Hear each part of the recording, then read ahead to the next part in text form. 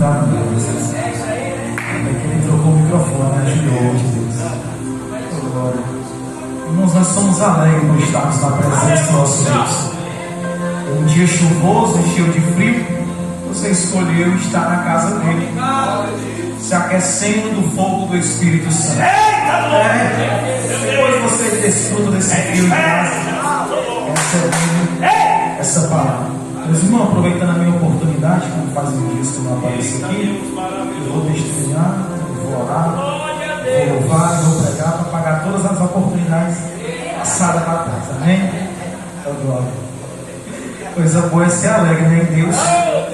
Irmãos, eu vou testemunhar a bênção que Deus me concedeu esses dias. Precisamos testemunhar. Já foi testemunhado nessa noite através da serva de Deus, a porta que Deus abriu para o seu filho. E Deus, ele se alegra quando nós testemunhamos as bênçãos dele sobre a nossa casa. Às vezes nós queremos somente testemunhar, meu pastor Sérgio, as coisas grandes. Eu conheço uma irmã que ela testemunhou que a anestesia não pegou no seu dente e ela arrancou o dente e ela não sentiu dor. Ela falou, eu não senti dor, evangelista. Então, pense de Deus. E ela testemunhou. Porque ela é grata, porque ela sabe que não tem como Deus, não teria como ter sido Deus que interviu arrancar um dente e ela não ter sentido dor. Então ela se alegrou daquilo que Deus fez por ela. E a minha alegria em Deus, primeiramente, era pela vida do meu filho e da minha esposa. Os irmãos sabem, aqueles que não sabem, minha esposa estava gestante. E na quinta-feira, por volta de 11 horas, ela começou a provocando um líquido diferente. Ela achava que tinha sido salgado, que tinha comida. Não, mas eu era acostumada a comer vários salgados, não somente um. Então, ainda bem que ela está aqui para se defender. Então eu senti que aquilo não estava normal. Aí quando ela provocou pela terceira vez, ela provocou um líquido, que do nosso primeiro filho, ela provocou esse líquido na mesa do parto. Aí Deus me fez entender que estava algo de errado acontecendo com meu filho. E às pressas, minha filha, vamos para a maternidade, porque o árbitro não está bem. Meu pastor Sérgio, a barriga dela dura, muito dura mesmo. E ela provocando, ela foi junto com o tio dela no carro provocando. E chegou lá, nós passamos na maternidade de escola, mais ou menos cerca de uns 1h20 para ser atendida ainda. E quando ela foi atendida, a médica colocou a pulseira vermelha e disse que ela estava tendo uma pré-eclâmpsia. Antes mesmo do parto, foi aquela líquido que ela provocou.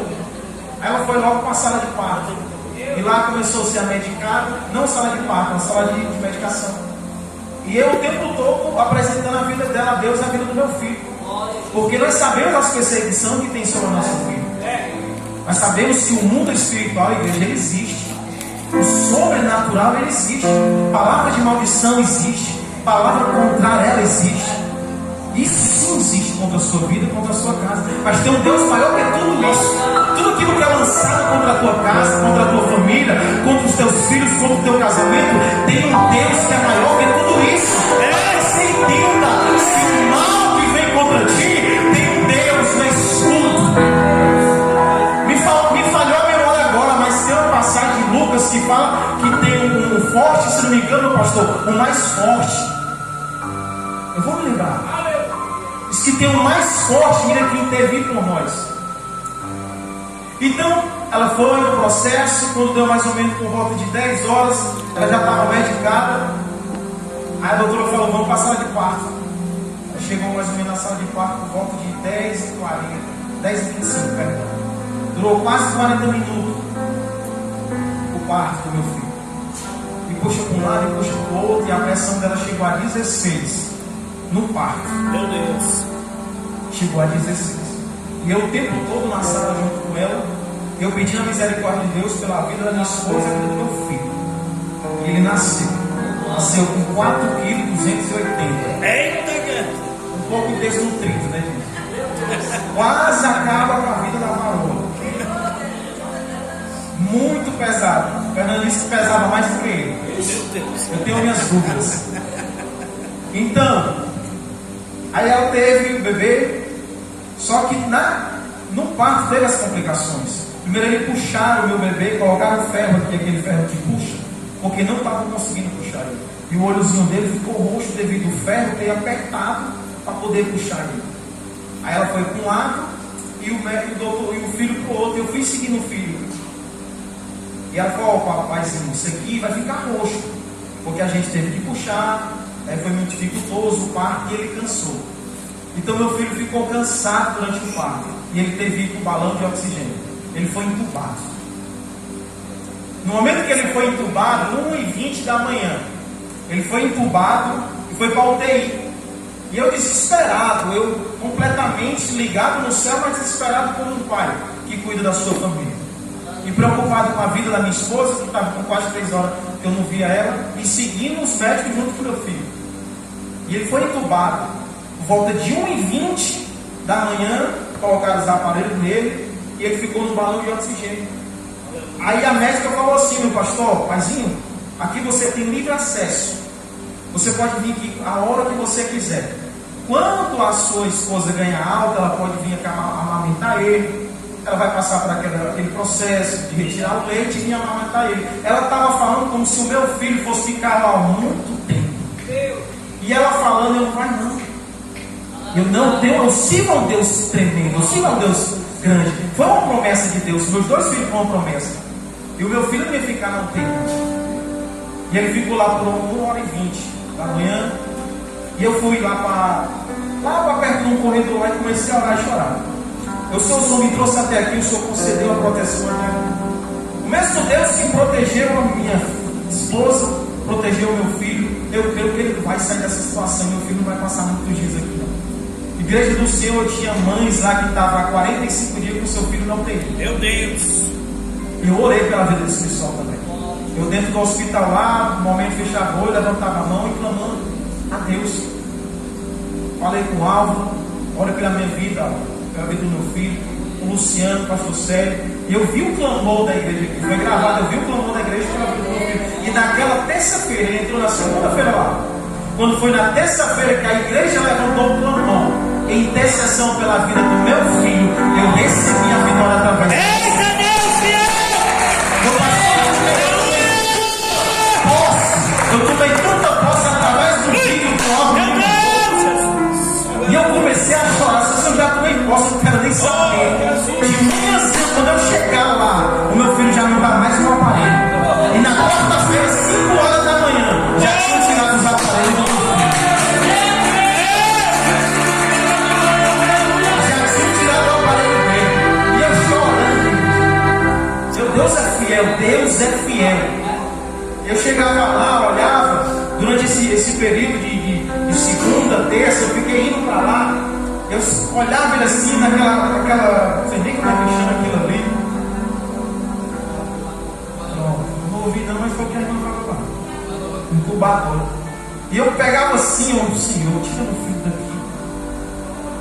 Tira meu filho daqui. A doutora disse assim: ó, ele vai ter que passar de 15 a 20 dias aqui. A última palavra, né, Adel? Eu sei que a última palavra. Eita! Eu sei do Deus que eu sigo, que a última palavra vem do alto. Eu estou testemunhando, igreja, para vocês verem que Deus, Ele continua realizando. Ele faz! Fazendo a nossa vida. Eita Deus, mano! E eu chegava lá na incubadora, olhava para ele e via ele cheio de aparelho. Se acabava em lágrimas, saía. Aí esperava um pedaço para voltar a passar onde a Renata estava, para mostrar o semblante choroso para ela. Não tem como não.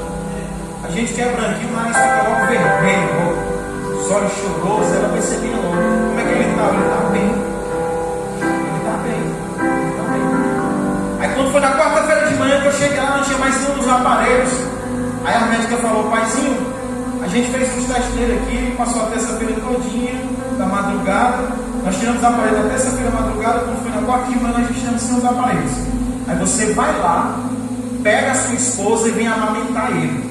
Se ele segurar a mama direitinho e não cansar, ele vai passar lá junto com ela. Já está feito. Eu já saí morto de feliz, querido. A esposa eu tomar banho, meu filho, deixa eu bater pouco. Vamos lá devagarinho, ela se arrastando, operar. E eu quero uma cadeira de roda, ansioso, doido para chegar lá para amamentar a criança. Aí eles me barraram, deixando eu entrar junto com ela. Aí eu fiquei lá na janelinha, igual um cachorro olhando. Lá dentro da janela assim, e não ouvindo nada, meu pastor. Ele falava assim para pegar a vela. Ela passava o dedo assim, que estava tudo normal, que tinha pegado normalmente. Olha, quando foi por volta de 2 horas da quarta-feira, ele foi passar junto com a gente, ficou junto com a gente. Uma bênção mesmo, uma bênção. Aquilo que estava decretado pelo homem, que ia durar dias, foi apenas 24 horas. O poder da intercessão da igreja. Uma igreja que se reúne, uma igreja que ora, uma igreja que tem um propósito, e uma igreja que ora a Deus, ela pode muito em seus efeitos. Se um justo sozinho orando faz efeito, imagina uma igreja toda.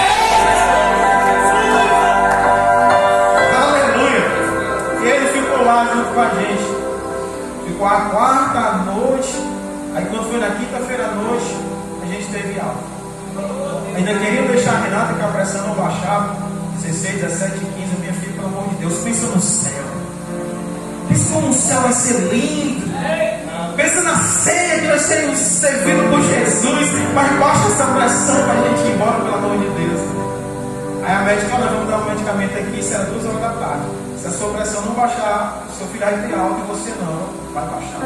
Aí quando foi mais ou menos por volta de 5 horas, a pressão dela estava em 16, baixou para 13, acho que foi 13,8. 3 por 8, olha aí, pensou no céu, mas pensou em coisa boa. Ganhou a alta, estamos em casa, estamos bem, ela está em recuperação, a criança mama desesperadamente, parece que é o fim do mundo, mas está lá bem. E nós somos gratos a Deus, porque Deus interviu, gente. E aquilo que as pessoas achavam que ia durar muitos dias, não durou não. Porque a última palavra não é do homem, gente. A última palavra não é do juiz. A última palavra ela não é do médico. Se o médico diz que não vai conseguir, eu tenho Deus que consegue. Se tem um advogado que fala, essa causa já está perdida. A última palavra não é dele. A última palavra é de Deus. Aplauda o sangue do Rei Jesus nessa noite. Glória. Aleluia. Eu sou muito grato a Deus por ter nos trazido para a nossa casa. A cada um que orou apresentando a minha vida, a vida do meu filho, o altar, a igreja, os irmãos que oraram, eu sou grato a Deus por tudo isso. Se tudo ocorrer bem, passando esse domingo outro, a gente vem apresentar um abençoado aqui. Ela já está andando um pouco melhor, a gente vem apresentar ao nosso Deus. Amém, igreja? Vamos pregar, né, que é o que interessa nessa noite de terça-feira. Irmãos, serei breve. Atos capítulo 12. Oh, glória.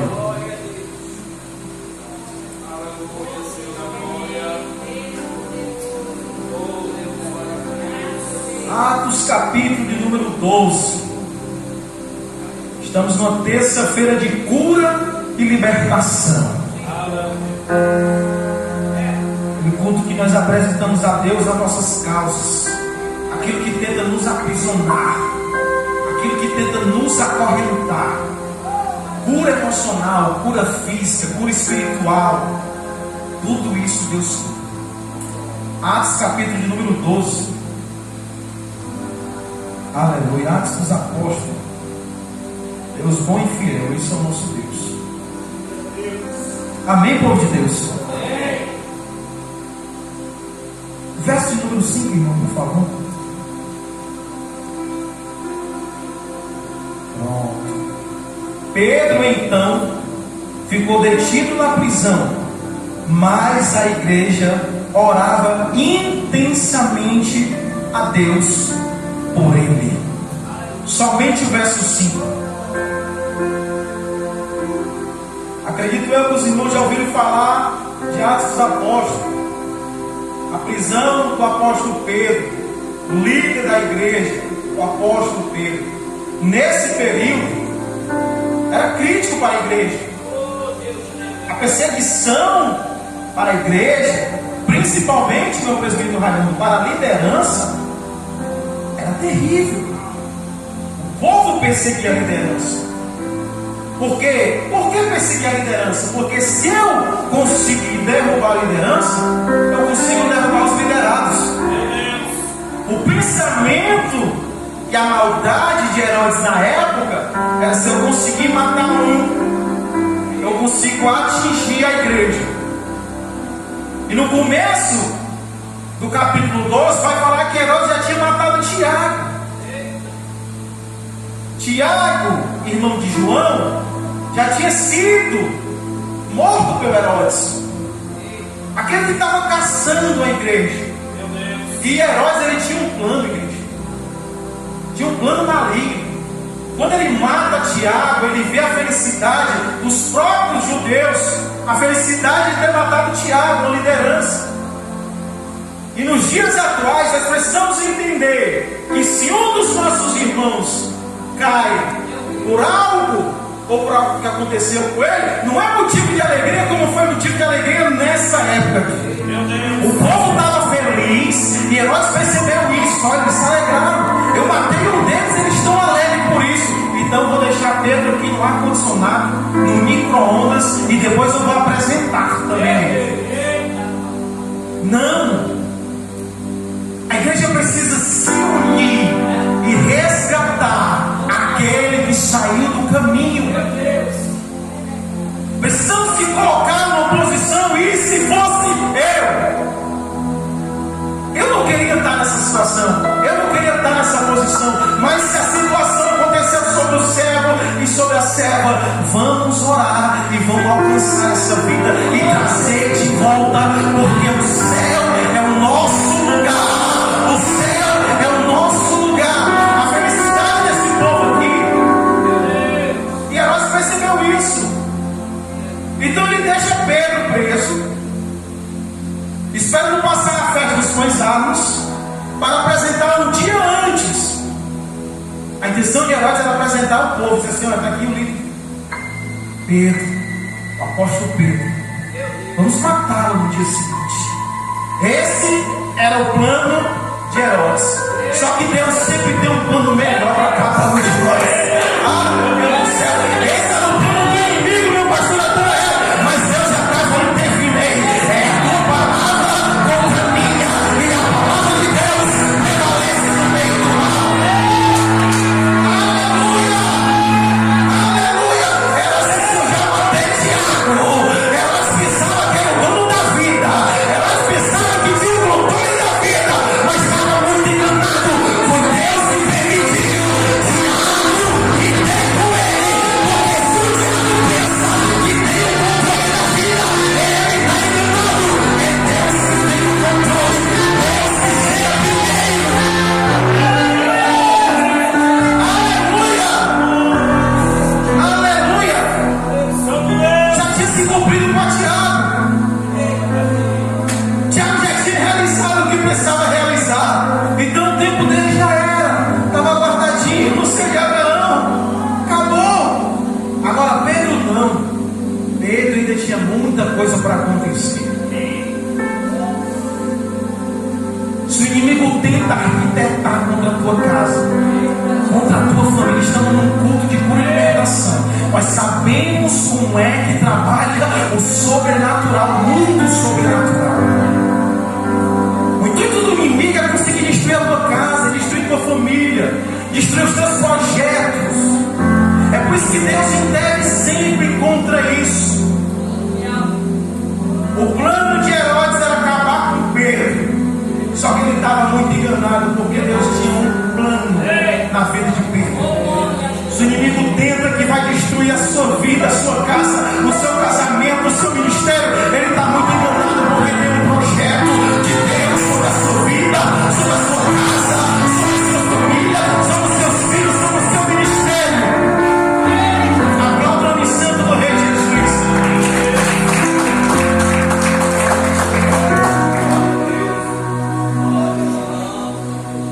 Mas estava tão preocupado com Pedro, obreiro Fernando, que deixou 16 soldados cuidando de um só homem. A igreja era 16 soldados contra Pedro, contra um só homem. Assim no linguajar disse assim: ó, cuidado com esse cara aí, que ele é perigoso. cuidado com esses cristãos, que eles são perigosos. Eles servem ao Deus vivo, eles servem ao Deus de Israel, eles servem ao Deus que nunca perdeu uma batalha. Eles têm um pai grande, eles têm um pai medonho. E muito cuidado com esses que são cristãos, filhos de Deus. Aleluia. Para que tanta violência, pastor Antônio? 16 soldados lá com o copo do Pedro. Esse Pedro é nojento, sanguinário. Quem conhece Pedro sabe como que é. E ele deixou lá o Pedro guardadinho no micro-ondas, pensando ele que já estava vencido. Herodes tinha um plano maligno, mas Deus tinha um plano bom sobre a vida dele. Sabe o que o Herodes não conseguiu fazer com Pedro? Ele não conseguiu impedir a oração do verso 5 que nós lemos nessa noite. Matou Tiago, prendeu Pedro, mas não impediu a igreja que ora. Eu vou repetir, mas o senhor não sabe. Tem uma tempestade sobre a minha casa, mas a tua oração, ela não é impedida de chegar no alto céu. Mas Senhor, prova uma luta constante sobre mim, mas a tua oração, crente, ela não é impedida. Ela chega no céu.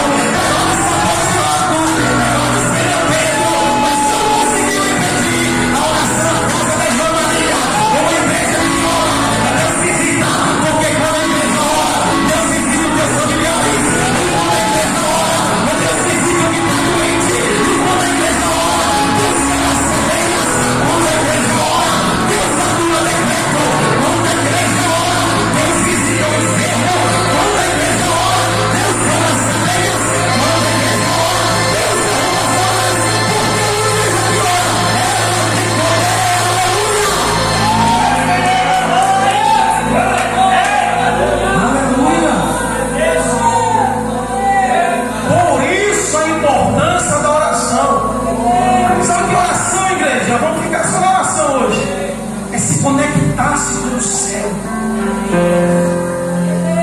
é se ligar com o céu. Você não sabe a arma que você tem, então começa a usar essa arma, começa a usar a oração, começa a usar aquilo que você tem a seu favor. Uma igreja que ora, ela alcança resultado. Mas o que me chama a atenção aqui, pastor Sérgio, é que esse povo está reunido numa casa, na casa da irmã Maria. O que é que nos ensina? Porque a oração não é só na igreja, também em casa. A oração não é só aqui não, no templo não. A Assembleia quer dizer, reunião de pessoas.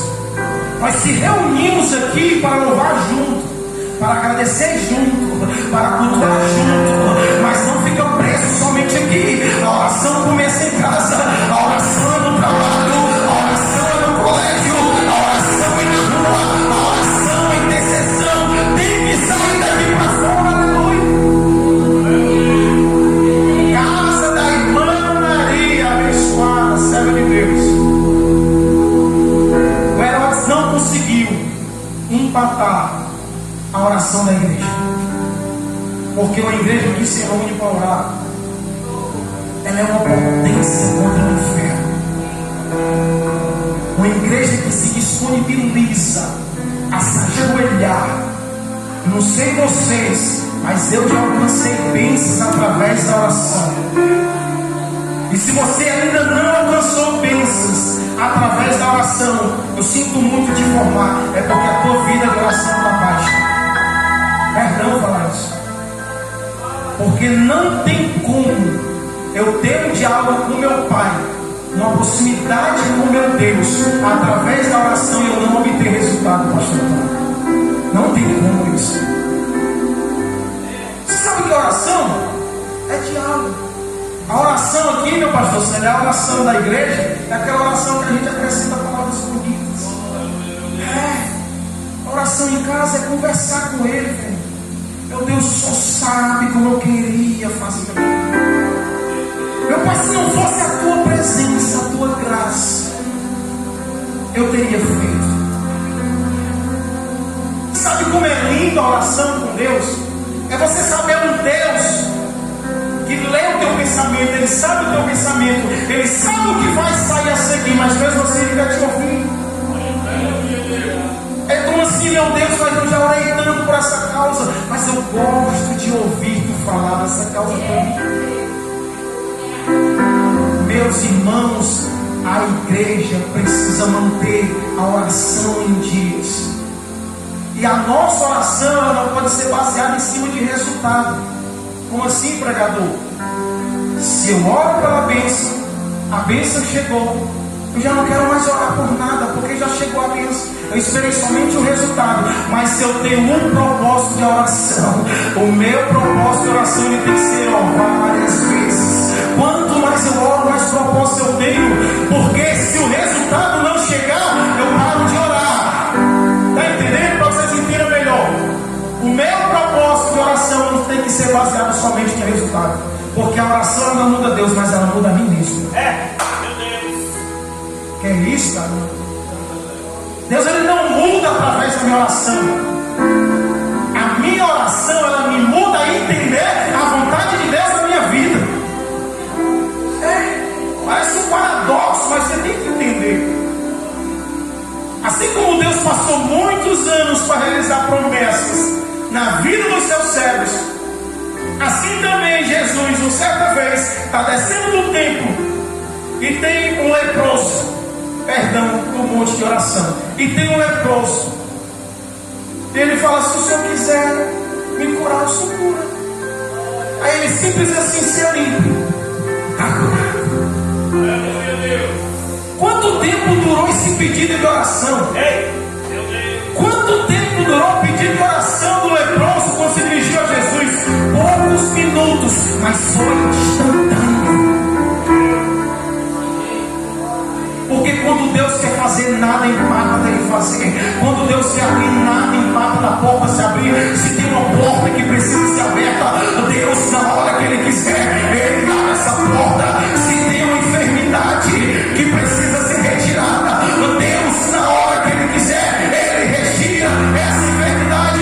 Porque Ele tem o controle de tudo. Não há nada impossível que Deus não possa realizar. Aplauda o nome santo do Rei Jesus nessa noite.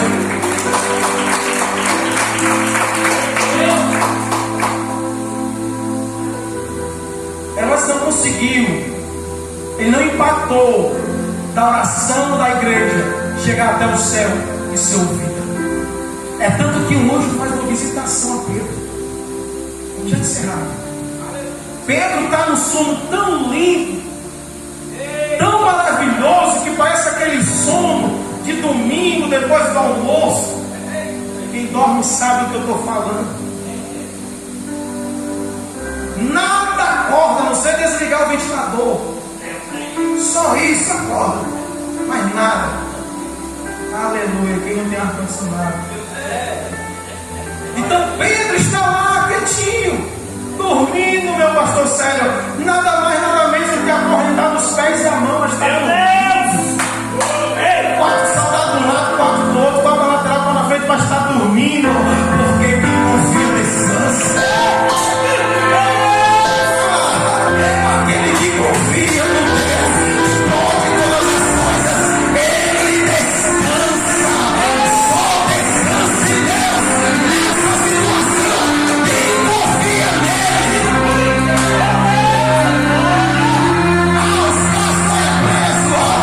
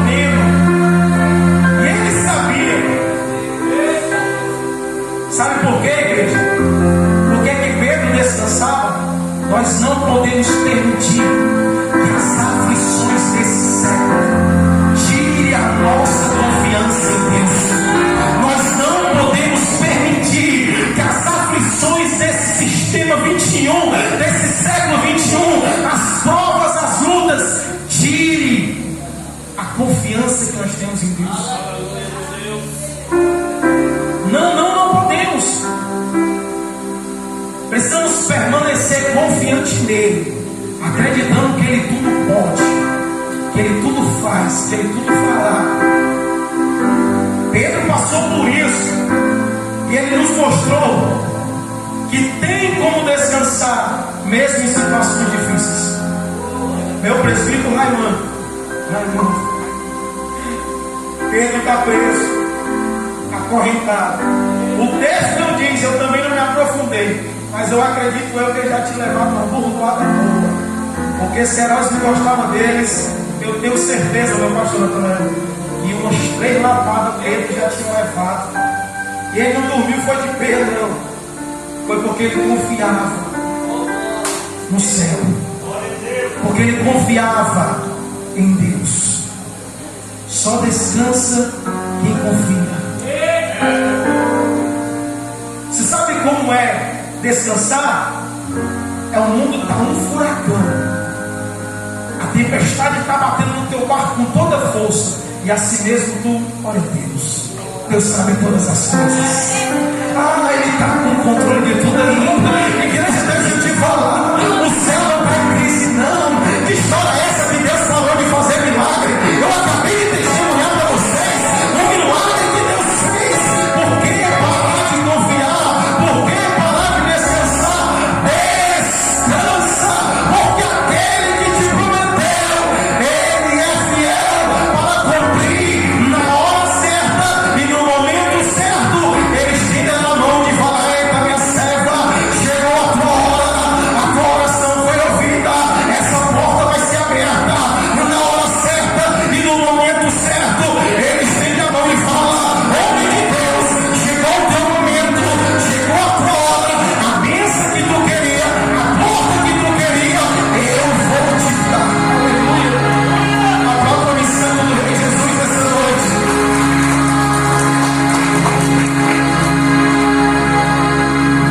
Sabe que paz é essa? A paz que excede todo entendimento. O homem não entende, meu pastor.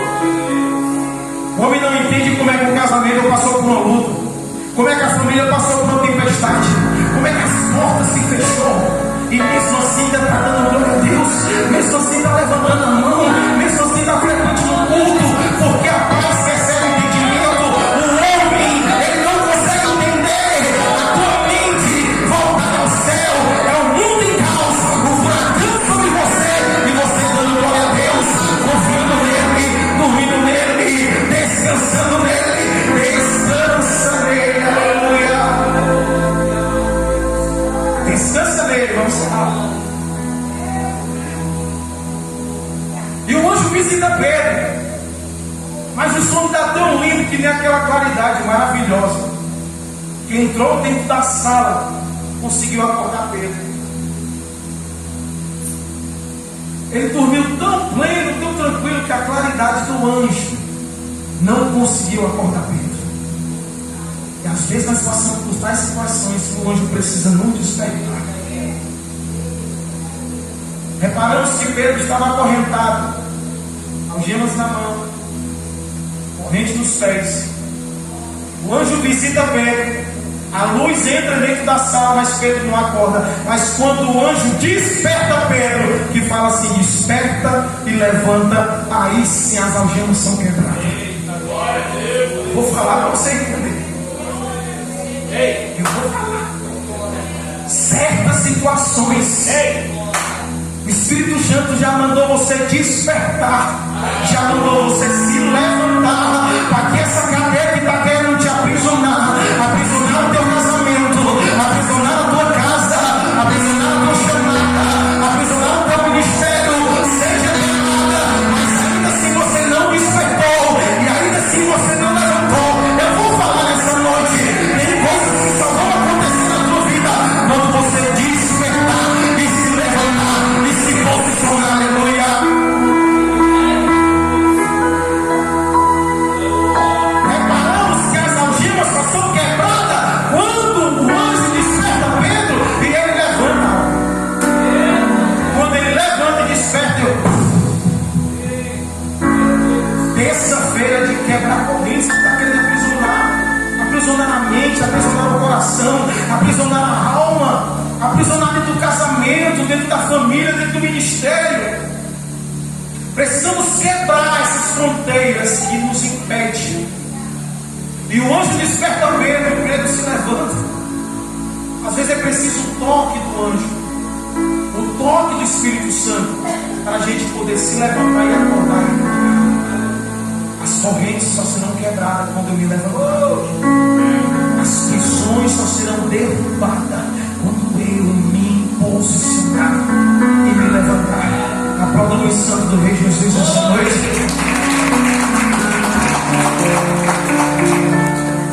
Vou deixar para outra oportunidade falar os outros pontos. Aleluia. É por falta de tempo, não é? Porque eu testemunho. Eu sou grato a Deus pelo que Ele fez. Então, igreja, não permita que as aflições te impeçam de continuar confiando em Deus. Não permita que a luta te gere dúvida, achando que Deus não te olha mais, achando que Deus não te nota mais.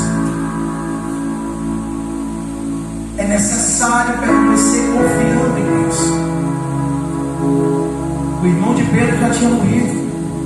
Pedro estava preso, mas estava tão confiante no seu coração. Ele falou assim: chegou a minha hora, eu estou bem, porque eu sei para onde eu vou. Olha como é a sensação de você saber o que lhe espera, igreja. Meu pastor Célio, olha como é descansar em Deus, sabendo assim: se eu me deitar e eu não acordar, eu sei para onde eu fui. Olha que sensação, meu presbítero Raimundo, é essa de saber assim: eu descanso tanto em Deus, eu confio tanto em Deus, que se chegou a minha hora, eu sei para onde eu vou. Se Pedro não fosse liberto da prisão, porque Pedro não sabia nada que ia acontecer sobre ele, mas ele estava descansando em Deus, porque ele confiava em Deus. E a intercessão da igreja, a intercessão na casa da irmã Maria, que estavam juntos, reunidos como igreja, fez o anjo visitar Pedro, despertou Pedro, levantou Pedro. As correntes foram quebradas, as algemas foram quebradas, e a prisão que estava aprisionando Pedro já não estava mais. Amém, povo de Deus?